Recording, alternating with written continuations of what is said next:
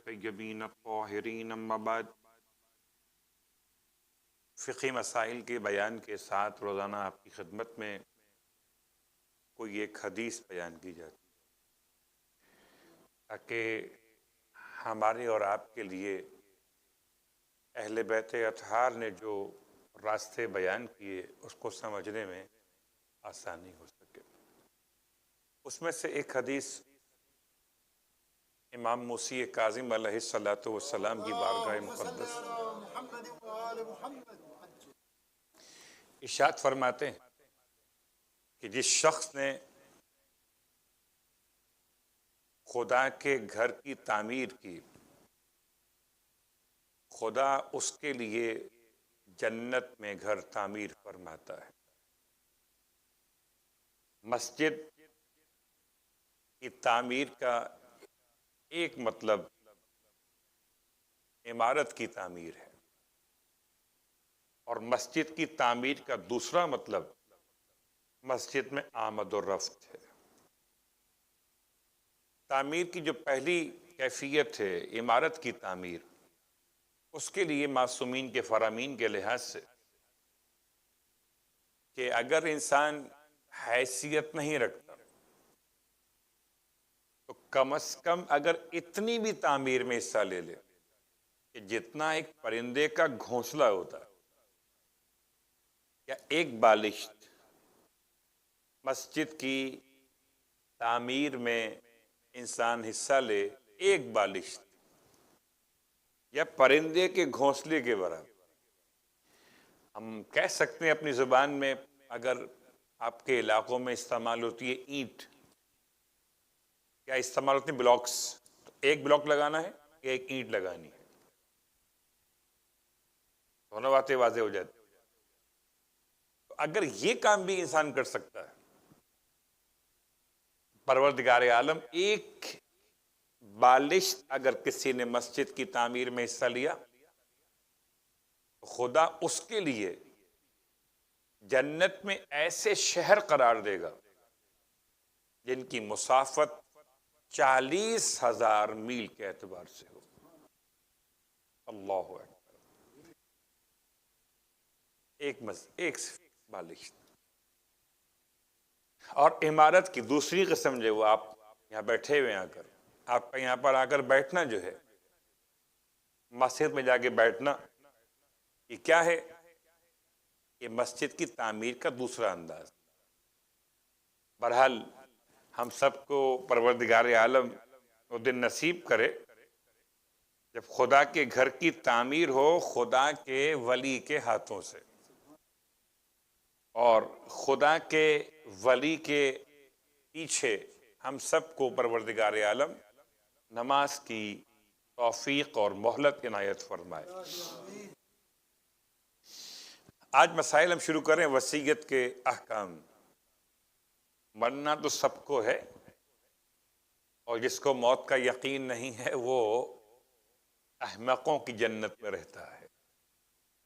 ہم سب کی تیاری کرتے ہیں مگر موت کی تیاری نہیں کرتے۔ ان تیاریوں میں ایک کا نام وصیت بھی ہے۔ وصیت یہ ہے، آغا سیستانی کی توضیح اور مسئلہ نمبر 2657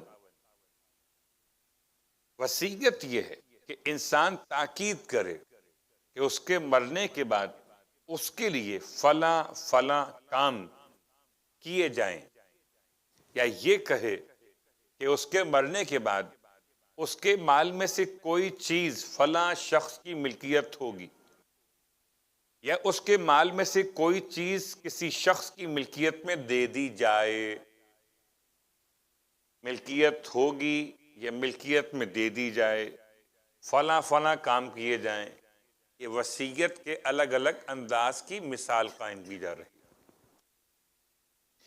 یا خیرات کی جائے، یا امور خیریہ پر یہ رقم میرے جائیداد میں سے خرچ کی جائے، یا اپنی اولاد کے لیے اور جو لوگ اس کی کفالت میں ہوں مرنے والے کی، ان کے لیے کسی کو نگران اور سرپرست مقرر کرے کہ میرے مرنے کے بعد میرے بچوں کا سرپرست مثلا میرا بھائی ہوگا یا میرا سالہ ہوگا، مثال کسی ایک کا بھی نام آ سکتا ہے، اور جس شخص کو وصیت کی جائے اسے وصی کہتے ہیں، وصی، جس کو وصیت کی جائے۔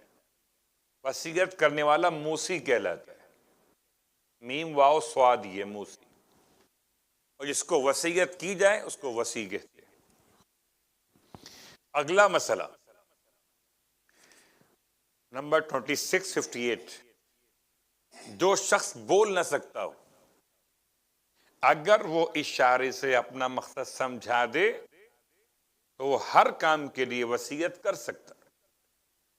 یعنی گونگا انسان بھی اپنے مرنے سے پہلے اپنی وصیت کو اشاروں سے بیان کر سکتا ہے، بلکہ جو شخص بول سکتا ہو اگر وہ بھی اسی طرح اشارے سے وصیت کرے، ہو سکتا ہے پرابلم ہو جائے بولنے میں، بیماری ہو، تکلیف ہو، کوئی پرابلم ایسی ہو جو بات نہ کر پائے، تو اشارے سے وہ بھی وصیت کر سکتا ہے جو بول سکتا تھا۔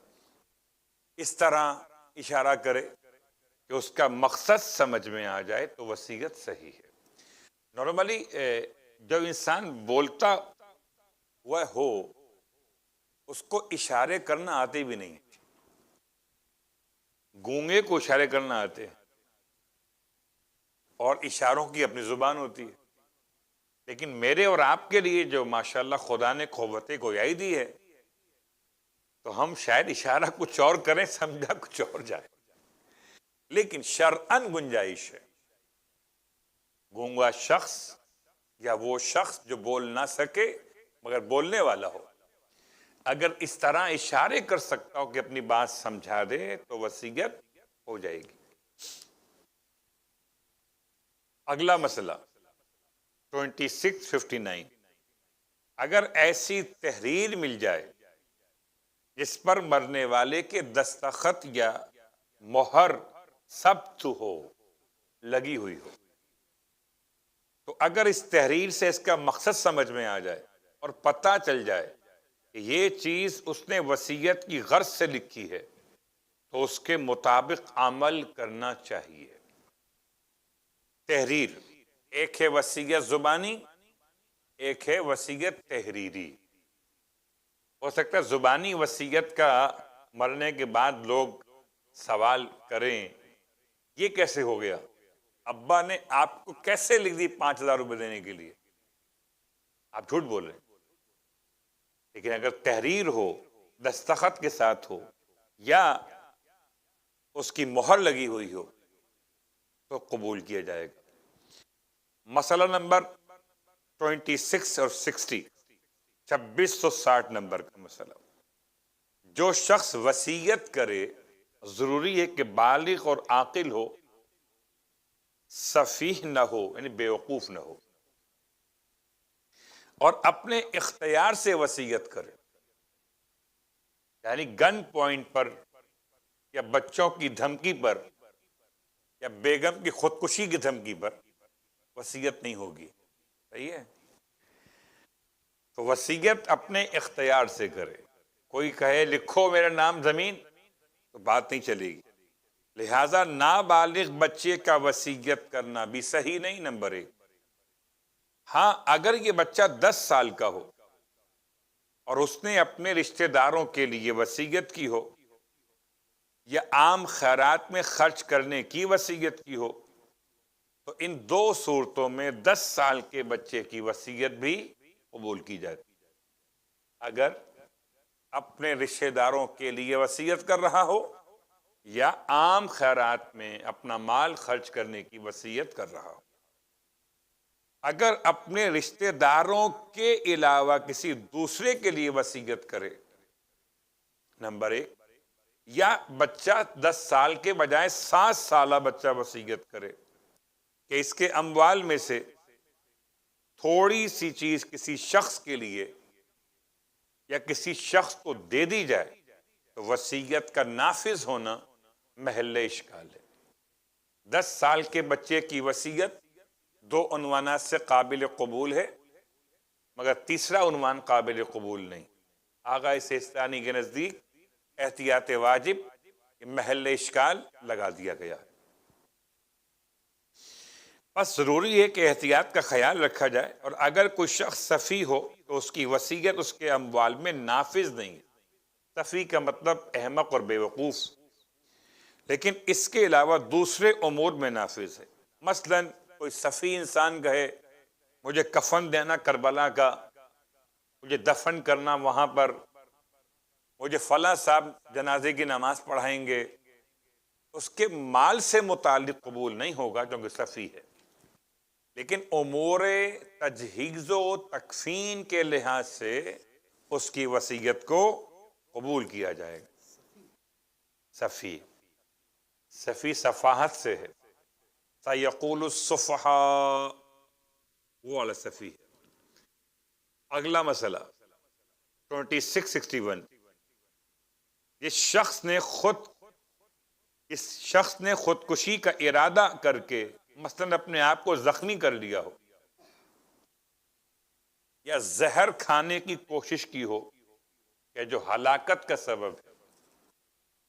خدا محفوظ رکھے، ایسی بیماریوں سے آج کل ایسی بیماریاں بھی ہو جاتی ہیں تنہائی کی بنیاد پر، ڈپریشن کی بنیاد پر، یا بہت زیادہ انسان ذہنی دباؤ کا شکار ہو جائے مختلف معاملات میں، تو خودکشی جیسا قدم کبھی کبھی سادات مومنین بھی اٹھا بیٹھتے ہیں۔ تو مسئلہ وصیت میں اس کی اہمیت کیا ہے؟ جس شخص نے خودکشی کا ارادہ کر کے اپنے آپ کو زخمی کر لیا یا زہر کھا لیا جو ہلاکت کا سبب ہے، اگر وہ وصیت کرے کہ اب اس کے مال کی کچھ مقدار کسی مخصوص کام میں لائی جائے اور اس کے بعد فوراً وہ مر جائے، تو اس کی وصیت صحیح نہیں ہے۔ خودکشی کرنے والے کا خودکشی کے اٹیمپٹ کرنے کے بعد وصیت کرنا، اس کی وصیت قبول نہیں کی جائے گی، صحیح نہیں، مگر یہ کہ اس کی موت اللہ کی راہ میں جہاد کرنے کی وجہ سے۔ لیکن غیر مالی امور میں اس کی وصیت صحیح ہے۔ مطلب ایسا انسان، جیسے ابھی کہا گیا خودکشی سے پہلے کہ کوئی سفیہ انسان اگر وصیت کرے اپنے کفن کے بارے میں، اپنے دفن کے بارے میں، اپنے سویم اور چہلم کے بارے میں، ایسے ہی کوئی خودکشی کرنے کا انسان پیدا کرنے والا اگر ایسی وصیت کرے تو قابل قبول ہے، لیکن مال کے بارے میں کرے تو قابل قبول نہیں ہے۔ اور چونکہ آج جمعے کا دن ہے اور اب آپ کے سوال و جواب کے بجائے جمعے کے دن دعائے سماعت کی تلاوت کی جاتی ہے۔ دعائے سماعت خاص وہ دعا ہے کہ جو جمعے کے دن ایسے وقت میں کی جاتی ہے کہ جب کہ مغرب متصل ہوا چاہتی ہو، بر روایت شہزادی کونین صلوات اللہ علیہ،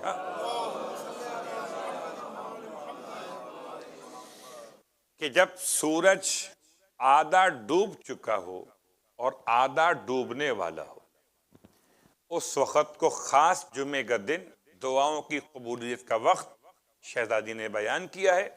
اور دعائے سماعت میں اللہ کے ایسے ایسے نام کا واسطہ دیا گیا ہے کہ آپ پورے ہفتے بھر کے لیے اپنے آپ کو سیکیور کر سکتے ہیں اگر اس دعا کو سمجھ کے پڑھیں یا سن کے اور سمجھ کے پھر اللہ سے طلب کریں۔ آپ پڑھیں گے؟